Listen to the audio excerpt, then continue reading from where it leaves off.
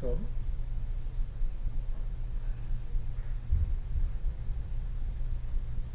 Right. yeah.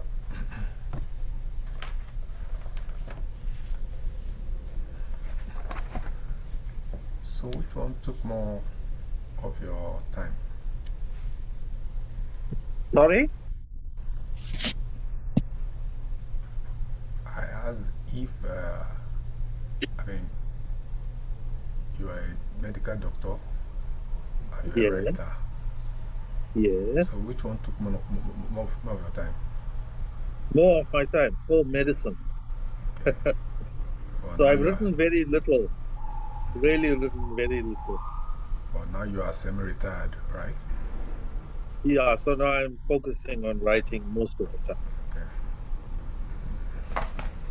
Now, you are a contemporary of Steve Biko. Yes. How did you meet him? Um, he was a third year medical student when I was in first year. So I stayed in a place called the Alan Taylor Residence, which was about 15 kilometers away from the medical school because it was the closest so-called non-white group area. So it was a soldiers' barracks that was converted to students' residence. And Steve Biko was a resident, and so was I. And we had hundreds of students there. And Steve Biko was part of the what they call the Freshers Reception Committee. So they spoke to us and told us about their feelings about apartheid and what we needed to do to liberate our country. Were you part of the struggle?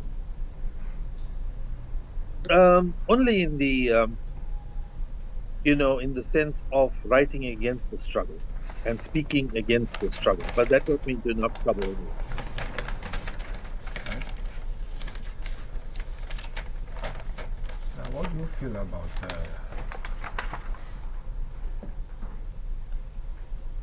God? Sorry? What do you feel about God? What's your God. feeling? That's an unexpected question. Yeah, because Uh, you wrote some things about God. yeah, yeah. Okay, this is a personal view, and I don't impose my feelings and my ideas on anybody, just the way I think.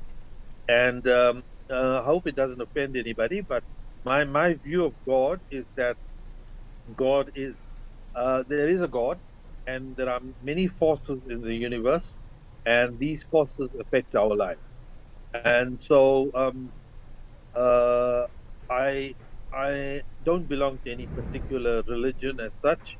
I grew up as a Hindu, but now I tend to welcome all human beings for who they are, what they are, and I don't um, participate in rituals and taboos and that sort of thing. So, for instance, the Hindu faith says that you mustn't eat beef, and I eat everything. Now, what do you feel about language imposition? Language imposition. Yeah. Yeah. Well, English was imposed on us in apartheid South Africa, and we've used it to communicate with the world as we are doing now.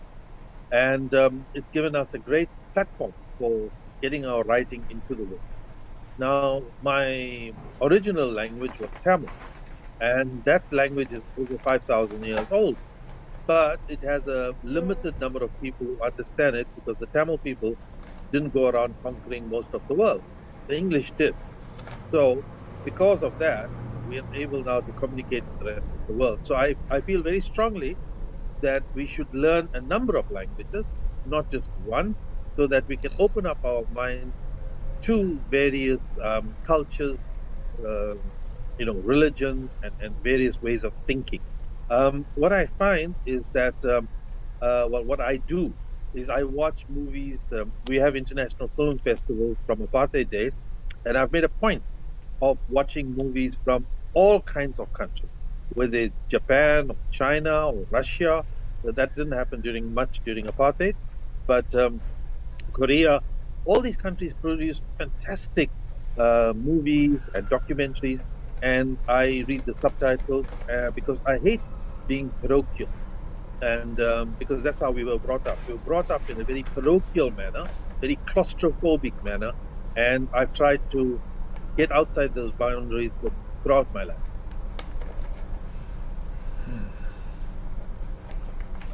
You met with Madiba. Yes, on two occasions. I'm very blessed and fortunate to have met him. And the way, do you want to know how it happened? Sure. Okay, so what happened was one of my patients was a school principal, and he was part of the Mandela Reception Committee in 1992 when Madiba had been invited to Durban. He wasn't yet president of the country. So we went along to meet him in a hall at the airport, and then after that, at Durban City Hall, I managed to have a photograph taken with him and exchanged a few words with him. And I must tell you that he had a very great charisma, a great warmth, and he wanted to know how I was feeling, how I felt about things.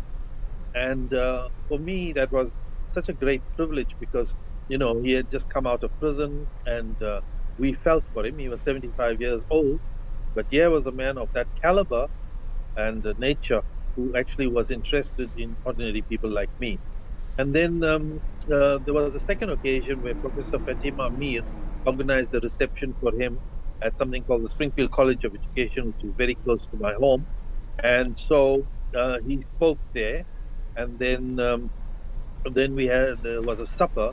And one of the things about Nelson Mandela was that he didn't segregate himself from the people. So when we had dinner, he was at a table with all his friends, just a few meters from him. And then when we looked at him from our table, which was a distance away, well, a few meters away, then he looked at us and he recognized my wife was wearing a sari. And then we went along and said hello to him again. But I think the take home message about, besides the fact that he was prepared to eat with all of us, like a lot of leaders don't do that anymore in South Africa. So what he did then was when he was leaving, he was going to his motor vehicle with all his bodyguards around him, and the people in the neighborhood had gathered.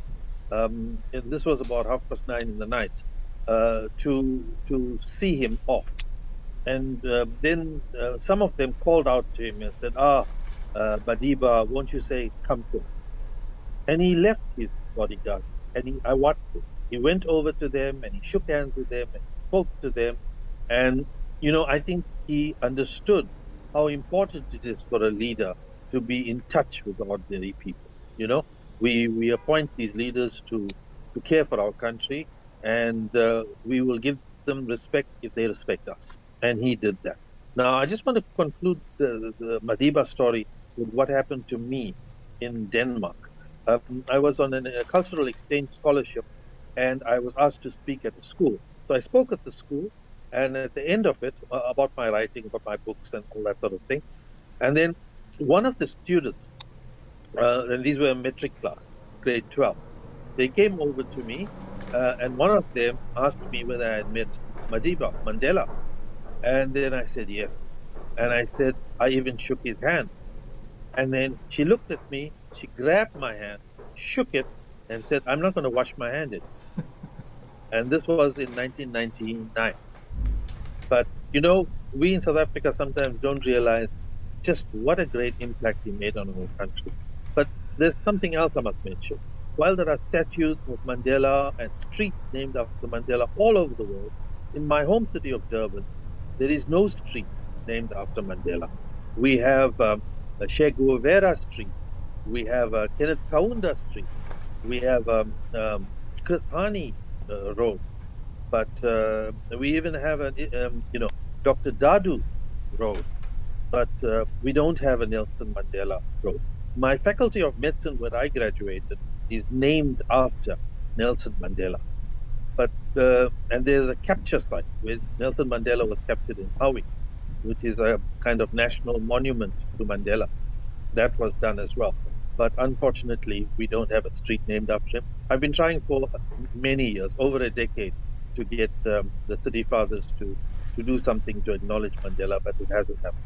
It happened in Johannesburg, happened in Pretoria, happened in Cape Town, but not in Durban.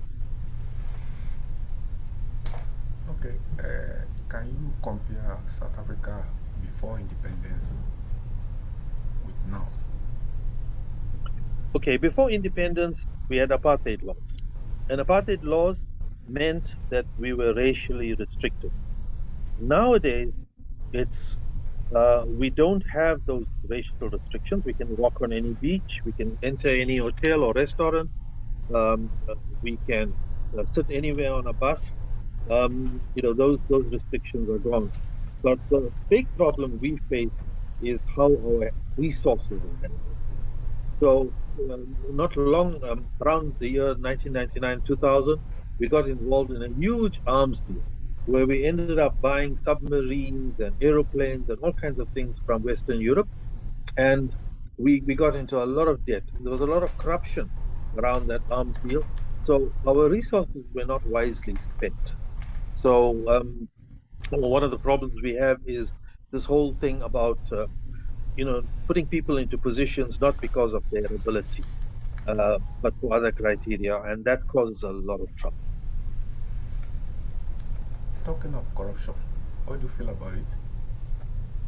Corruption is a major problem, and I think what I should do is just read the poem I wrote about corruption, about greed. Um, Let me just, not sure how to do this. It's on the site here. Okay.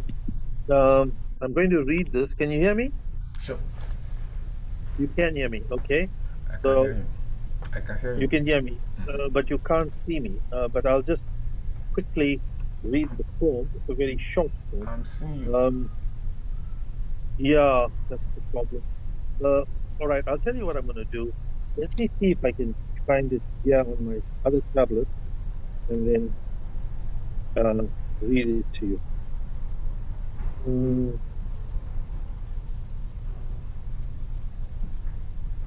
oh, okay, Greed. It was published in 2018 overseas. I find great difficulty in getting published locally because I seem to have upset a lot of the people in power. So this poem is called Greed, and it goes like this. How much do they need? How much must they steal? How many people must go without? How many people must experience pain and suffering for them to realize that they have too much? Wow, very short, but the message is very clear. Thank you. Yeah. Do you have any other poems? Yes. Since you called Migrant Online, I'll just read this poem called Plasticine. Now, I'm going to show you the book. I published this during apartheid, and it's called A Voice from the Cauldron. It was um, published in 1986.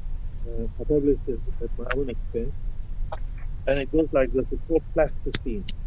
I raised the kungum from your forehead. I tore the thali from your neck. I stripped you of your sari. I broke your back. I changed your name. I stole your home, your money, your culture, your language, your mind. And yet you go your way, respecting, loving me, totally unaware of what I do. So that's about our deculturalization and the fact that most of us have become coconuts. I'm going to read Dr. Sayer, that will bring together the literary and the medical side of my life. It's called a doctor's prayer. To be ethical in a sometimes unethical, to be honest in a world that is often distant, to be humane and civil in a world that is too often inhuman, and uncivilized. To be non-racist in a world that sometimes prides itself on being legally racist and unethical. To adhere to the highest moral standards in a world that sometimes condones immorality. To behave with humility and kindness in a world full of arrogance, deceit, and duplicity. To act in the best interest of our patients and not in the best interest of our mortgage and our overdraft. To never dishonor our colleagues and our participants. To try to live in a way that focuses on leaving behind happy memories. That is the daily challenge faced by every medical practitioner and every human being, as we often work daily into the night and are available to our patients 24/7, day and night, as our families dine without us and we look after others. May we always behave in a manner that does not bring disrepute upon ourselves, our family, our colleagues, our fellow human beings, and our country. May we never dishonor those who suffered so much to garner for us and our descendants our hard-won and blood-soaked freedom from legally imposed racism. I've got others, but maybe we can just talk a bit. Okay, just before others, just before the others, you won some prizes. Yes. Okay, can we know them? Okay.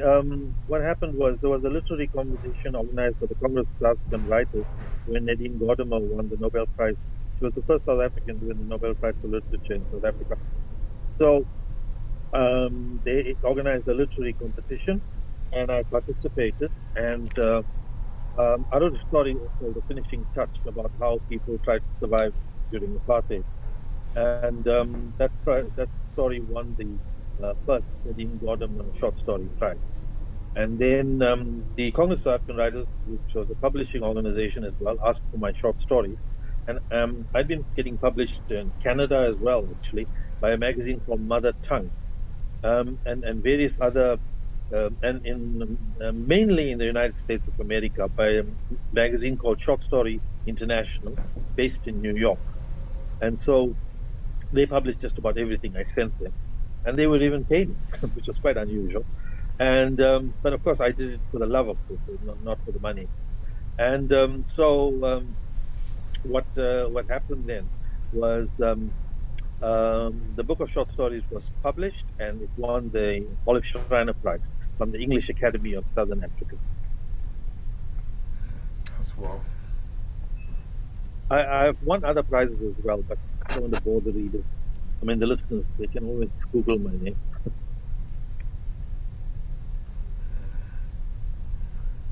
Now, will you tell us the happiest day of your life so far? The The happiest day. apathy. Happiest. Oh, the happiest. Oh, the happiest time I think was when my children were born. Um, I've got two children, a boy and a girl, and Tesni and Segrin. And yeah, that was definitely the happiest time of my life. And then, of course, it's to passing the medical exams and becoming a medical doctor.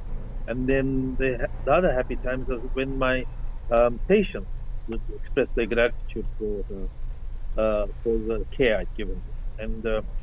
And recently as about 2 weeks ago, I was going to a birthday party at a hotel with my partner, and I was met by a child, well, somebody who's now an adult with three children of her own, but she'd been my patient when she was a child. So she came over to me, and she was really wonderful. In front of her husband, she was telling her husband how well I treated her and all that sort of thing. So those are the happy things for a doctor. But obviously, the when you win these literary prizes, when your book is published, it's an incredible feeling when a book that of your writing, your thinking, is in a book and it's appreciated by your peers. And the book, my book was actually prescribed for metrics in 2004 and 2005. So it's called "What's Love Got to Do with It?" Just show you the cover of the book. It's available on Amazon. It's a book of 10 short stories. Oops, yeah, here we go. and it's uh, um, yeah, it's available in that way. And in our country, bookstores are now closing down, so it's very difficult to even get my book in South Africa. Why are they closing down? With COVID, uh, the economy was very badly affected, and now it seems people just don't have the time to read. One thing I've realized is that to read, your mind has to have a relative sense of peace. It's far easier to watch Netflix or television than to read, to concentrate. If your mind is very troubled, uh, and South Africa is a very troubled country, lots of stress, lots of pressure, and lots of insecurity. We have a very high crime rate, and so it makes life very, very difficult. We've got gates everywhere. I even have a gate on my bedroom door because people have broken into my home and stolen a lot of things, and they broke into my surgery as well. And so, the surgery is a place which we call a medical practice. So, and a lot of doctors have been held up and that sort of thing. So there's a lot of stress, unfortunately, in South Africa. I recall you told me there was a time you were attacked. Yes. Well, a few weeks after my book was published, in 1992, my book was published in Johannesburg, and then an article appeared in a Durban newspaper about my book. And then a couple of days after about a week after that, I was attacked in my home. It was about 8:30 in the morning. Now, um, the unusual thing about this attack was that they didn't demand anything. There were three assailants who got into my home, and they didn't demand anything. They didn't steal anything. The one guy just attacked me with a knife. So I put my arm up to try to fend off the attack, and he stabbed me in three places on my hand, elbow, and my upper arm. And I bear the upper arm scar still. I managed to get away from him into my bedroom, closed the door, locked it. But there were three of them, and they could have easily broken the door down and come for me, but they didn't. And they seemed to have just merely left without stealing anything. Now, I've been reading a lot about how the uh, uh, the the secret agents work, special branch, and what they do is try to terrorize them. When their targets have crossed the line in a way. And if you read my book, you'll understand that I did cross the line in many, many ways about my feelings about racism, xenophobia, bigotry, and tyranny as a whole. Because you must remember that we were not allowed to vote as melanin blessed people in 1994. They gave us sham votes till then, but we never really got a proper franchise for 1994. What do you stand for as a writer? Justice. That is the most important thing. When you've got bad laws in a country, and a lot of countries in the world have got bad laws, then you become a plaything of their court. Your life is one of oppression, and to get a proper legal system in place is very difficult. You need very, very wise people to do it. And recently, in fact, not yesterday, I learned that the Constitutional Court, which is our highest court, has decided that if you are a non-South African citizen, you're not a South African citizen, and you qualify as a lawyer in South Africa, you're not allowed to practice law in South Africa. Now, just to give that some context, we have Cuban doctors working in South Africa who are imported by the government to make up for our shortage. We've got doctors from all over the world, from Ghana, from Nigeria, from all over the world, who are working in South Africa peacefully, and we are very happy that they are here. But now our highest court has decided not to allow lawyers who qualified in South African law to work in South Africa. And it's not like we got too many lawyers, because a good lawyer is obviously worth their weight in gold. So again, in my opinion, it's an example of injustice. So what do you intend to do about that? I'm old now. All I can do is write, tell people a few things about what I think, and I get attacked all the time. I must tell you, I'm regarded as an enemy of the South African state by many people because I criticize the things that are happening in the country. I haven't had the chance to go into exile like you have, but but my family overseas are constantly telling me to leave the country because I won't keep quiet. Now, you have this so-called xenophobia in South Yeah, Africa.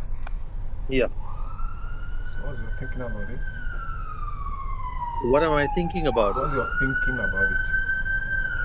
Yeah, no, it's atrocious. I've written against it. I've been very angry about people who are xenophobes. And you see, it goes back again to our lack of teaching of history. Now, the African National Congress, our premier liberation organization, had to survive in countries outside South Africa. They were forced into exile. So they were in England, they were in Zambia, they were in Mozambique, they were in Congo, in Angola. Now, those people from those countries, not England, but the African countries, who come into South Africa are attacked because they are foreigners. I find that so ridiculous and irrational that I'm really, I'm very angry about it, and I think it should stop. But of course, who am I? Government is trying very hard to stop people from being xenophobic because they do terrible things to foreigners. But we're all Africans, and why should we attack our fellow Africans? It doesn't make any sense. Because South Africans are also all over the world. You'll find South Africans in America, you'll find them in England, you'll find them in Japan. You know, I've got friends all over the world, and the South Africans all over the world.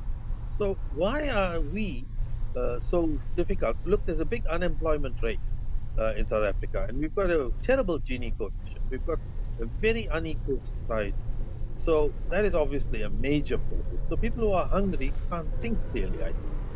So we must understand that foreigners can create employment for them. South Africans have gone to America.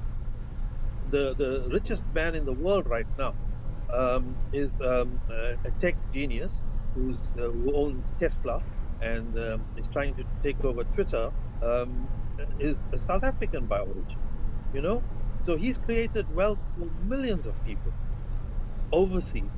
And again, why did he leave South Africa? We need to question that. Uh, can you tell us about Sorry? your most embarrassing moment?